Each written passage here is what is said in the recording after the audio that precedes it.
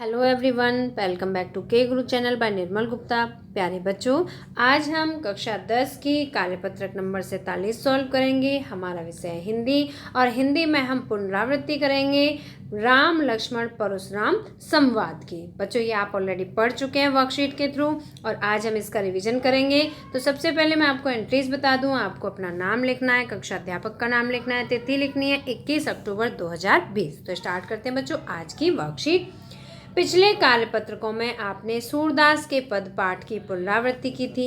इसी तरह इस कार्यपत्रक के द्वारा आप राम लक्ष्मण परशुराम संवाद पाठ की पुनरावृत्ति कर सकेंगे। तो बच्चों, आज की जो वर्कशीट है इसमें राम लक्ष्मण परशुराम संवाद के कुछ प्रश्न दिए हुए हैं। मुझे उम्मीद है कि आप सभी ने ये जो पिछली वर्कशीट आई थी वो बहुत ध्यान से पढ़ी होंगी और उन्हीं के आधार पर आज आप पुनरावृत्ति करेंगे। तो चलिए अब पाठ के अभ्यास कार्य के महत्वपूर्ण प्रश्नों के उत्तर लिखते हैं। तो पहला प्रश्न है बच्चों, परशुराम के क्रोध करने पर लक्ष्मण ने धनुष के टूट जाने के लिए कौन कौन से तर्क दिए थे। जब परशुराम जी क्रोध कर रहे थे, और परशुराम ने क्रोध कब किया था? जब रामचंद्र जी ने धनुष तोड़ा था।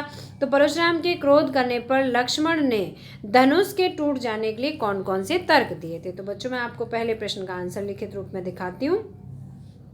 पहले प्रश्न का आंसर है, परशुराम के क्रोध करने पर लक्ष्मण ने धनुष के टूट जाने पर तर्क दिए कि हमने बचपन में तो बहुत से धनुष तोड़े हैं, परंतु हम पर कभी किसी ने क्रोध नहीं किया। इस पुराने धनुष के खंडित होने में तो किसी प्रकार की कोई हानि ही समझ नहीं आती, ना कोई लाभ है ना कोई हानि है। श्री रामचंद्र जी ने तो इसे नए धनुष के भ्रम में छुआ ही था कि यह टूट गया। तो बच्चों, ये जितने भी तर्क थे ये परशुराम जी के क्रोधित होने पर लक्ष्मण जी ने दिए थे। और ये कब क्रोधित हुए थे परशुराम जी? जब रामचंद्र जी ने धनुष को तोड़ दिया था। तो ये हुआ बच्चों हमारे पहले प्रश्न का उत्तर। दूसरा प्रश्न है, परशुराम के क्रोध करने पर लक्ष्मण व राम की जो प्रतिक्रियाएं हुई उनके आधार पर दोनों के स्वभाव की विशेषताएं अपने शब्दों में लिखिए। तो दोनों के स्वभाव की विशेषताएं बतानी है। तो बच्चों, दूसरे प्रश्न का आंसर है, राम व लक्ष्मण जी की प्रतिक्रियाओं में आकाश पाताल का अंतर देखने को मिलता है। आकाश पाताल का मतलब एक दूसरे के बिल्कुल विपरीत। श्री रामचंद्र जी शांति व धैर्य की प्रतिमूर्ति हैं। शांति व धैर्य की प्रतिमूर्ति हैं।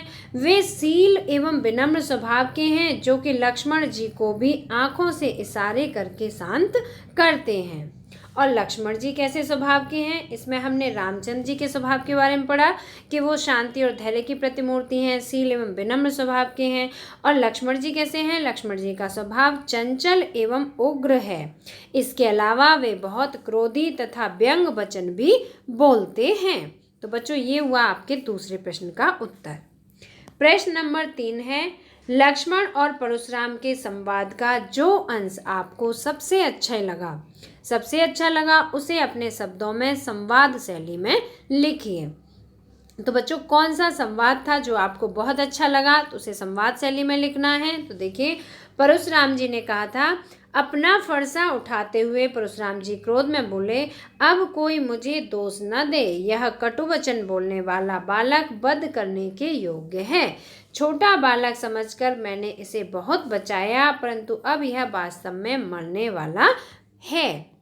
अब बच्चों, ये संवाद ये परशुराम जी का कहा कथन है। इसे सुनकर लक्ष्मण जी बोलते हैं, हंसकर कहते हैं, मुनिवर आप स्वयं को महान योद्धा समझते हैं, इसलिए बार बार फरसा दिखा रहे हैं। तो बच्चों, ये था लक्ष्मण और परशुराम जी का संवाद, जो कि मुझे बहुत अच्छा लगा था, जिसे मैंने संवाद शैली में ही लिखा है।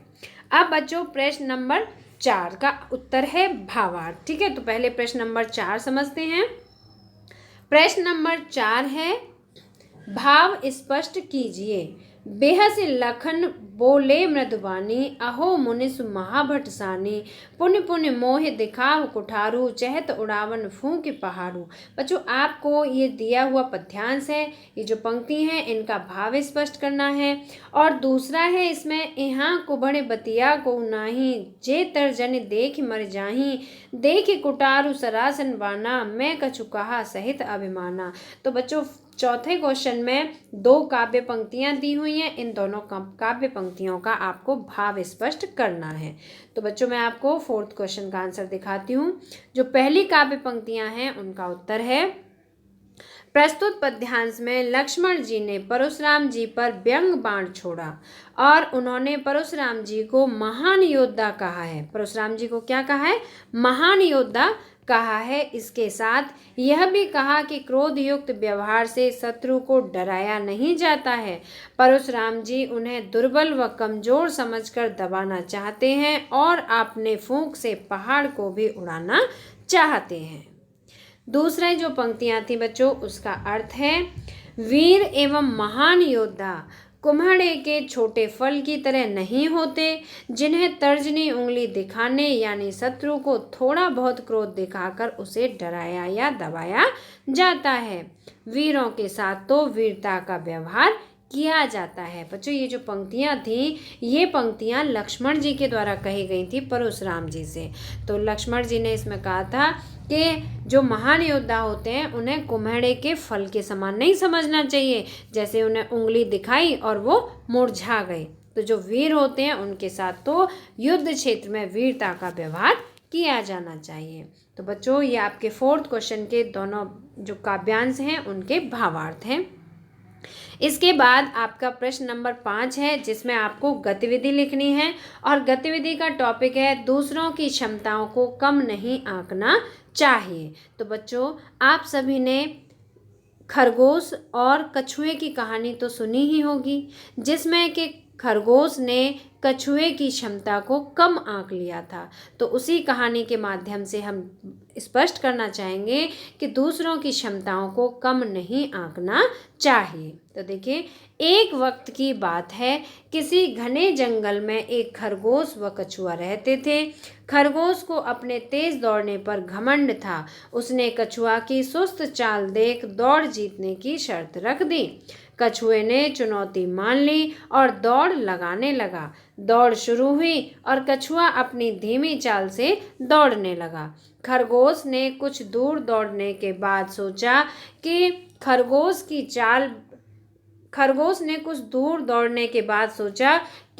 खरगोश ने यहाँ पे आपको लिखना है कछुआ, ठीक है। कछुआ की चाल बहुत धीमी है, क्यों न थोड़ी देर पेड़ के नीचे आराम कर लिया जाए। जीतूंगा तो मैं ही। खरगोश को कितना गर्व था अपने ऊपर कि मैं ही जीतूंगा।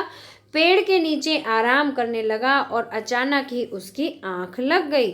उधर कछुआ धीरे धीरे बिना रुके लक्ष्य पर पहुंच गया और दौड़ जीत गया। उसकी जीत को देखकर सभी जानवरों ने तालियां बजानी शुरू कर दी। जब खरगोश की आंख खुली तो दौड़कर लक्ष्य तक पहुंचा तो सभी जानवरों ने कहा कि दूसरों की क्षमताओं को कम नहीं आंकना चाहिए। तो बच्चों मुझे उम्मीद है कि आपको आज की वर्कशीट के दिए हुए सभी प्रश्नोत्तर अच्छी तरह समझ में आ गए होंगे। अगर आपको वीडियो पसंद आया तो लाइक करना, अपने फ्रेंड्स के साथ शेयर करना और अगर आपने अभी तक हमारे चैनल को सब्सक्राइब नहीं किया तो सब्सक्राइब जरूर करना। बच्चों आपको हमारे चैनल पर हिंदी, इंग्लिश और SST की सभी वर्कशीट की वीडियोज़ मिल जाएंगी। तो मिलते हैं फिर इसी तरह की नेक्स्ट एजुकेशनल वीडियो में। Till then bye bye, good luck to all of you.